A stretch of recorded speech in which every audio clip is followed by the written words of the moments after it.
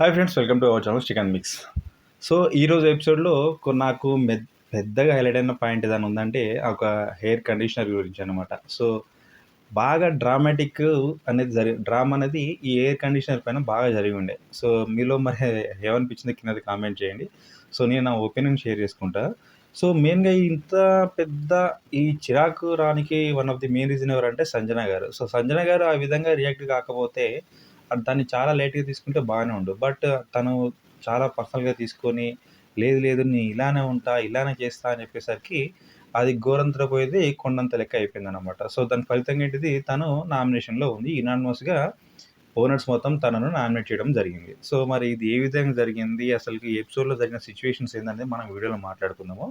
So video మీకు నచ్చినట్టయితే like చేయండి, షేర్ చేయండి. Don't forget to subscribe our channel chicken mix. అలానే అక్కడ బెల్ ఐకాన్ ఉంటే దాన్ని కూడా క్లిక్ చేయండి. సో ఇక మనం ఎపిసోడ్ గురించి మెయిన్‌గా మాట్లాడుకుందాం. సో స్టార్టింగ్ ఏందంటే బిగ్ బాస్ ఓనర్స్‌కి ఇంకో అవకాశం ఇచ్చిండు. ఏంటిదంటే, సో నామినేషన్ స్టార్ట్ అయితాయి కాబట్టి ఈరోజు మీకు అవకాశం ఇస్తున్నా. సో యునానిమస్‌గా మీరు ఎవరు అనుకుంటున్నారో వాళ్ళ పేరు చెప్పండి. అంటే టెనెట్స్‌లో ఉన్న వాళ్ళను మీకు నామినేట్ చేసే అవకాశం ఉంటది, ఒక పర్సన్‌ని. సో మీరందరూ యునానిమస్‌గా డిస్కస్ చేసిన తర్వాతకి వాళ్ళ పేరు చెప్పాలి. సేమ్ టైమ్ రీజన్స్ కూడా కామన్‌గా జరుగుద్ది ప్రాసెస్. సో చెప్పాలన్నప్పుడు వీళ్ళందరూ పక్కకెళ్ళి డిస్కస్ చేసుకుంటున్నారు. అందరూ యునానిమస్‌గా చెప్పిన పేరు ఒకటే ఎవరంటే సంజన గురించి. సేమ్ టైమ్ వీళ్ళిక్కడ డిస్కషన్ చేసుకుంటుంటే అక్కడ ఆపోజిట్ అయితే టెనెంట్స్ వాళ్ళు ఏ విధంగా మాట్లాడుకుంటున్నారంటే ఓనర్స్ గురించి. సో వీళ్ళందరికీ సంజన మీదనే మెయిన్‌గా వీళ్ళు టార్గెట్ పెట్టుకున్నారు. ఎందుకంటే తను ఇప్పుడు మనం ఏదేమో టెనెంట్స్ కాబట్టి మనం ఫీల్ అవుతుంటే, ఈమె ఓనర్స్ ముందు ఈమె టెనెంట్స్ కాకుండా నేను కూడా ఓనర్ లెక్కనే ఫీల్ అవుతూ వాళ్ళ మాటను ఖాతరు చేయట్లేదు అసలకి. కాబట్టి వాళ్ళకి ఈమె పైన కోపం ఉందన్నట్టు వాళ్ళు ఫీల్ అవుతున్నారని ఇక్కడ భరణి అయితేనేమి మిగతా వాళ్ళ ఈ టెనెంట్స్ మెంబర్స్ ఎవరైతే ఉంటారో వాళ్ళందరితో మాట్లాడుకుంటూ ఉన్నాడనమాట. ఇక్కడ వీళ్ళందరికీ డిస్కషన్ సేమ్ ఇదే నడుస్తుంది.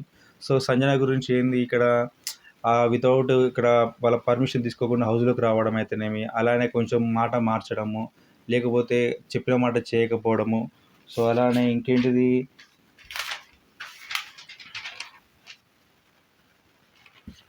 కుకింగ్ వచ్చని చెప్పేసి తను స్టార్టింగ్‌లో, ఎందుకంటే కుకింగ్ సెక్షన్ ఇచ్చేటప్పుడు సో అక్కడ ప్రియ దాన్ని మానిటర్ తీసుకుంది కాబట్టి, సో కుకింగ్ ఎవరు చేస్తారు మీరు అన్నప్పుడు నాకు వచ్చని చెప్పేసి అన్నది. దీని తర్వాతకేమో మళ్ళీ నాకు రాదు, జస్ట్ నేను జోక్ చేశానని చెప్పడంతోటి సో వాళ్ళు అక్కడ అది ప్రాంక్ లెక్క అయిపోయిన తర్వాతకి తెలిసినా గానీ, సో ఆ సిట్యుయేషన్‌లో వాళ్ళు తీసుకోలేకపోయాళ్ళు.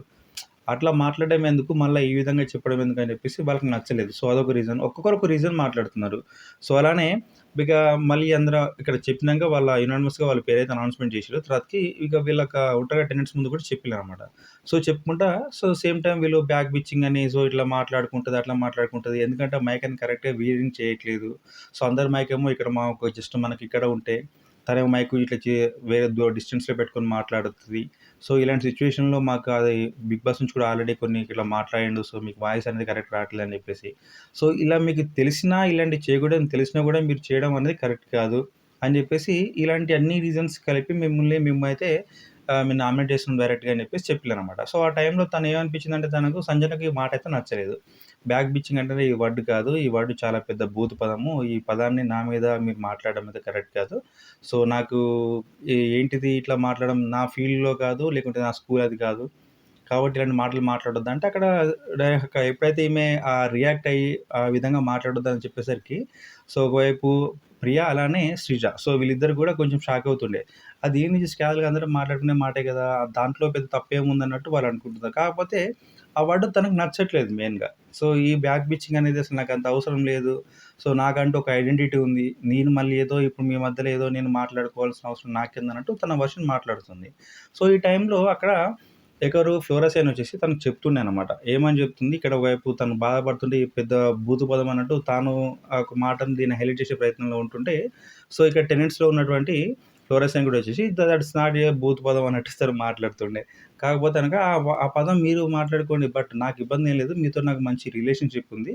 సో మన మధ్యలో చిన్న మంచి బాండ్ ఉంది కాబట్టి మీరు అనవసరంగా వచ్చేసి ఆ బాండ్‌నయితే డిస్టర్బ్ చేసుకునే ప్రయత్నం చేయకండి అని చెప్పేసి చెప్తుంటే తను కూడా అన్నది. సో నువ్వు ఇంతకుముందు మాట్లాడినప్పుడు నేనేం ఫీల్ కాలేదు. బట్ బ్యాక్ టు బ్యాక్ అట్లా అంటుంటే మరి అట్లనే అవుద్ది కదా, దాన్ని ఆ విధంగా తీసుకోకపోతే ఏమంటారు అన్నట్టు తను చెప్పింది. ఎవరు ఫ్లోరస్ అని సంజన గురించి మాట్లాడుండే.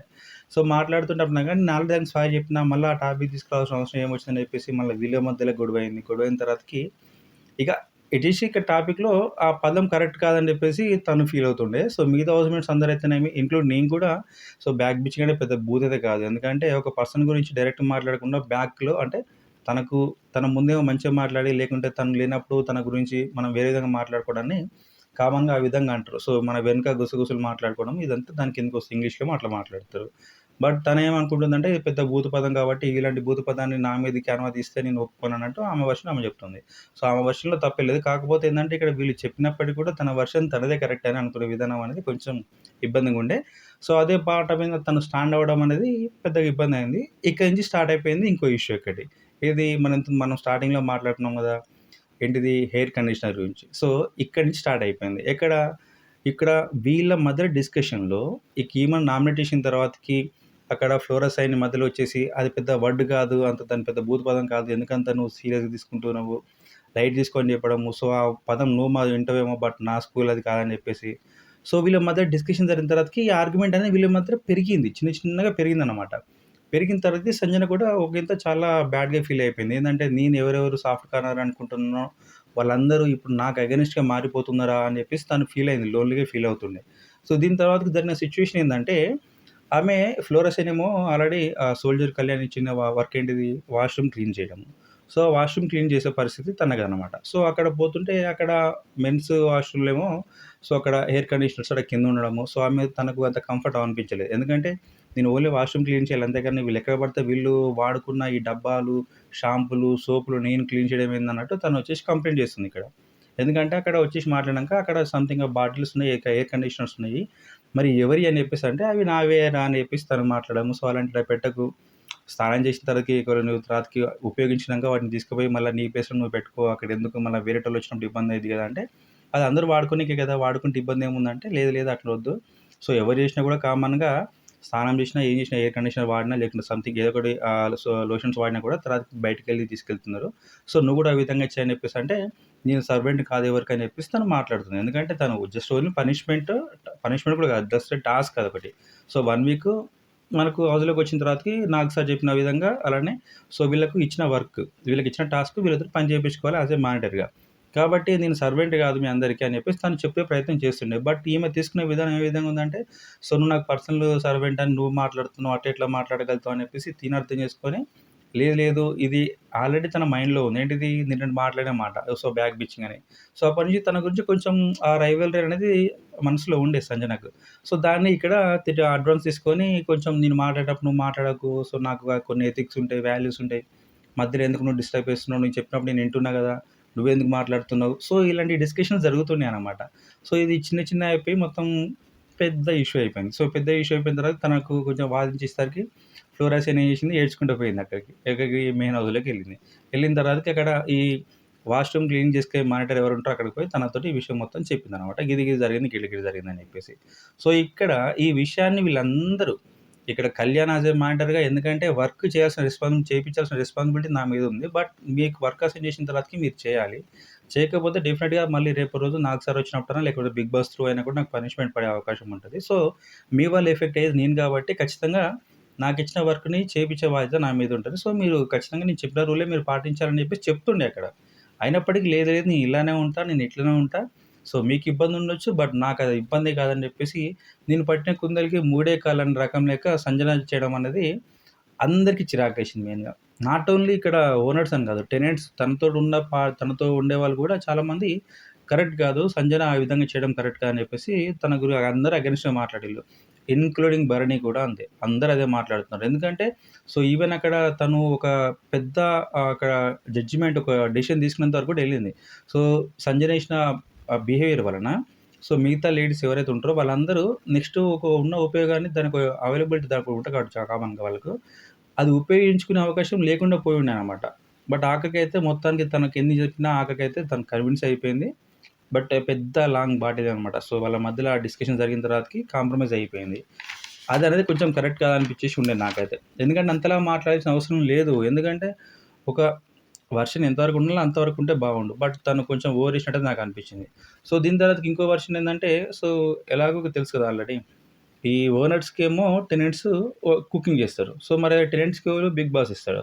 సో, 'బిగ్ బాస్' వీళ్ళకు ఫుడ్ తీసుకొచ్చి ఇచ్చిండనమాట. ఫుడ్ తీసుకొచ్చి ఇచ్చినప్పుడు ఏం చేసిందంటే, so, Priya and Sreeja so, వాళ్ళు తింటూ ఉంటే వాళ్ళ దగ్గరికెళ్ళి జస్ట్ టేస్ట్ చేద్దాం. ఆల్రెడీ లోపల కుకింగ్ జరుగుతుండే. అక్కడ తనుజను, భరణి కుకింగ్ చేస్తున్నారు. బట్ ఇక్కడ వచ్చేసి తిందామని ట్రై చేసే టైంలో అక్కడ రాము ఏం చేసిండంటే తను మాట్లాడడంలో క్లారిటీ లేకపోవడమా, లేకపోతే వాంటెడ్‌గా అయితే అన్నట్టయితే కాదని నాకైతే అనిపించింది. కాకపోతే ఏందంటే, మాకిచ్చిన ఫుడ్ గదా! మీరెలా తింటారు? మళ్ళా రూల్స్ అనేది మీరు బ్రేక్ చేస్తున్నారు అన్నట్టు మాట్లాడిండు. సో, అప్పుడు వీళ్ళకి సుర్రున కాలింది. ఎస్పెషల్లీ శ్రీజ తను ఆ స్పూన్ తీసుకొని నోట్లో పెట్టుకునే టైంకి ఆ మాట మాట్లాడడం, ఆ ఫుడ్ రిటర్న్ తీసుకోవడం అనేది వాళ్ళు యాక్సెప్ట్ చేయలేకపోయారు దాన్ని. సో, వాళ్ళు సీరియస్ అయిపోయారు. ఎందుకంటే మేము మానవతా దృక్పథ కోణంలో మీ గురించి ఆలోచించి సో, మీరు ఏదన్నా యాక్చువల్‌గా మీకు అవకాశం లేదు ఇవ్వొద్దు. బట్ మేము ఆలోచన తోడే గదా! ఏదో ఒకటి మమ్మల్ని అట్లా ఏందంటే మమ్మల్ని ఇట్లా సాటిస్ఫై చేయాలి, లేకుంటే మమ్మల్ని ఇట్లా కన్విన్స్ చేస్తే మీకు అది ఇస్తామని ఇలాంటి మీ అన్ని రూల్స్ పెట్టుకొని మీకోసం మేము ప్రయత్నం చేస్తూ ఉంటే, మీరు ఈ విధంగా వచ్చిన ఫుడ్‌ని జస్ట్ మేము ఇట్లా నోట్లో పెట్టుకోముందుకే ఇట్లా మాట్లాడడం కరెక్టా అని చెప్పేసి సో, ఓనర్స్ అందరూ కూడా చాలా సీరియస్ అయిపోయిళ్ళు. బట్ తర్వాతకైతే రియలైజ్ అయిపోయి మళ్ళీ రాము వచ్చేసి నేను చెప్పిన వెర్షన్ వేరే. బట్ అది చెప్పడంలో కరెక్ట్ చెప్పకపోవచ్చు. బట్ ఒకవేళ ఆ వర్డ్ కరెక్ట్ కాకపోతే సారీ అని చెప్పేసి చెప్పిండు. సో, అది గుడ్. బాగానే మాట్లాడిండు. బట్ ఇక్కడ ప్రియ అయితే బాగానే ఏడ్చింది. సో, ఇంతకుముందుకు దాంట్లోనేమో సంజన ఏడ్చింది. నెక్స్ట్ ప్రియ ఏడ్చింది.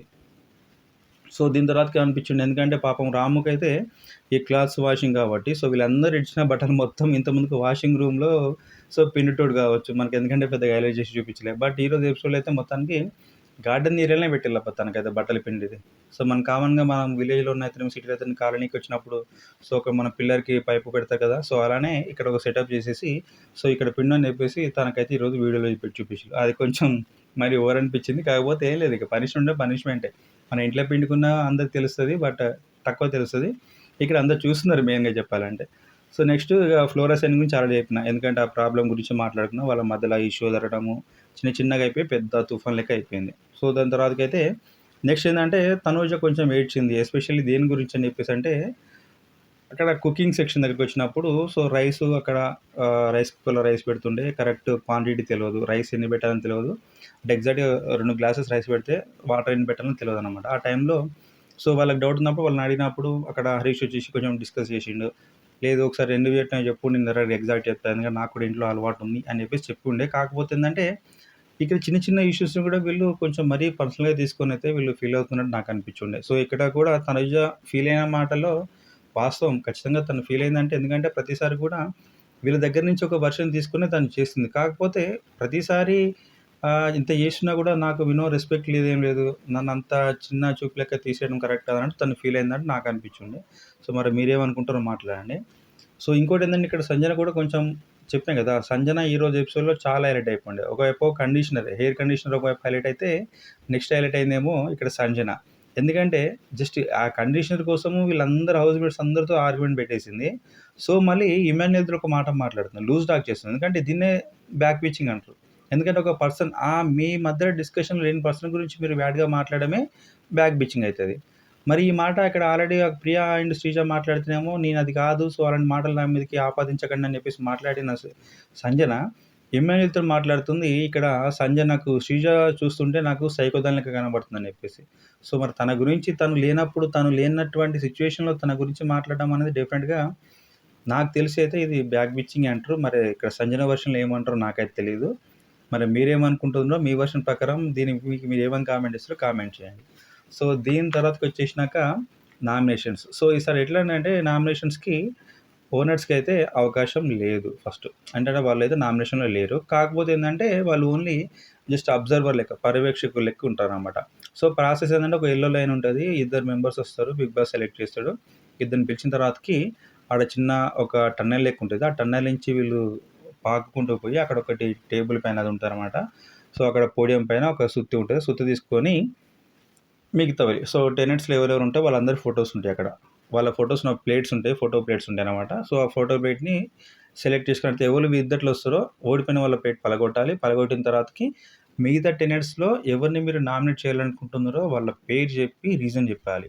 రీజన్ చెప్పిన వెంబటే నామినేషన్ కాదు. ఎందుకంటే లాస్ట్ సీజన్‌లో ఎట్లుందంటే ఒక టాస్క్ పెట్టిస్తారు. ఆ టాస్క్‌లో గెలిచినోళ్ళు మిగతా వాళ్ళ మీద సో, కామన్‌గా నామినేషన్ ఏస్తారు. బట్ ఇక్కడ అంతవరకు ఇప్పటివరకు ఒకే ప్రాసెస్. కాకపోతే ఇక్కడి నుంచి నెక్స్ట్ ప్రాసెస్ అనమాట. ఇక్కడ వీళ్ళు వాళ్ళ పేరు ఇక్కడ ఓన్లీ ప్రపోజల్ చేసిన తర్వాతకి వీళ్ళు సుత్తే ఎవరైతే గెలిచిన వాళ్ళు ఉంటారో ఈ టాస్క్‌లో ముందొచ్చి ఆ ప్లేట్ పలగొట్టిన వాళ్ళు ఉంటారు కాబట్టి, సుత్తని తీసుకుపోయి ఇక్కడ ఓనర్స్‌లో ఒక పర్సన్‌కి ఇవ్వాలి. సో, ఓనర్స్‌లో ఒక పర్సన్ ఇచ్చిన తర్వాతకి ఏదైతే ఇక్కడ గెలిచిన పర్సను పలానా వ్యక్తి అని చెప్పేసి టెనెంట్స్‌లో ఉన్న వ్యక్తిని నామినేట్ చేస్తారో, కరెక్ట్ రీజన్ మీద నామినేట్ చేస్తే వాళ్ళు ఆ ప్రపోజల్‌ని, ఆ నామినేషన్‌ని వాళ్ళు యాక్సెప్ట్ చేయొచ్చు. ఒకవేళ లేదు ఆ పర్సన్ కాదు అంతకన్నా వేరే పర్సన్ ఇంకా దరిద్రంగా ఉన్నాడని అనుకుంటే డెఫినిట్‌గా అక్కడున్న ప్రపోజల్‌ని అంటే ఏదైతే నామినేషన్ ఉందో దాన్ని తీసేసుకొని వీళ్ళకి నచ్చిన వీళ్ళకి ఎవరైతే నామినేట్ చేయాలనుకుంటున్నారో ఆ పర్సన్ నామినేట్ చేయొచ్చనమాట. సో, ఇది ప్రాసెస్ ఉంటది. సో, ఆ ప్రాసెస్‌లో ఫస్ట్‌లో భాగంగా ఇక్కడ ఎవరొచ్చిర్రంటే ఫస్ట్ రీతు అండ్ తనుజ వచ్చింది. బట్ ప్రాసెస్ స్టార్ట్ అయిన కొద్దిసేపటికి తనుజ కిందకొచ్చినప్పుడు రీతు కామన్‌గా వస్తుంటే రీతుకు తాకింది దెబ్బ.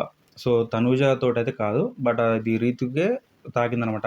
టంగన్‌లో కొంచెం గుద్దుకునుంటే తలకి చిన్నపాటి గాయమైంది. సో, ఈ టాస్క్‌లో అయితే రీతు ఓడిపోయింది. ఎందుకంటే తను మధ్యలోనే డ్రాప్ అయిపోయిండు. ఆ దెబ్బ తాకేసరికి అక్కడనే ఆగిపోయింది. బట్ తనుజ్ అయితే ముందు టన్నెల్ నుంచి బయటకొచ్చేసి పోడియం దగ్గరికెళ్ళి ఆ సుత్తెని తీసుకోవడము. సుత్త తీసుకున్న తర్వాతకి ఇక్కడ రీతు బొమ్మను పగలగొట్టిందాక ప్లేట్‌ని పగలగొట్టిన తర్వాతకి తన నామినేషన్ ఏమో సంజన పైనే చేసిందనమాట. సో, ఎందుకు తనని నామినేట్ చేసిందంటే, ఈరోజు మార్నింగ్ జరిగిన సిట్యుయేషన్ అనేది అసలకి ఇంత అవసరమే లేదు. ఇంత పెద్ద రచ్చ జరిగింది. అంత రచ్చ చేసిన తర్వాతకి ఆఖరికి ఏమైపోయింది, మళ్ళీ నువ్వే కాంప్రమైజ్ అయిపోయి, మళ్ళీ నార్మల్‌గా అయిపోయి, అందరూ చెప్పిన మాట నువ్వు విన్నావు.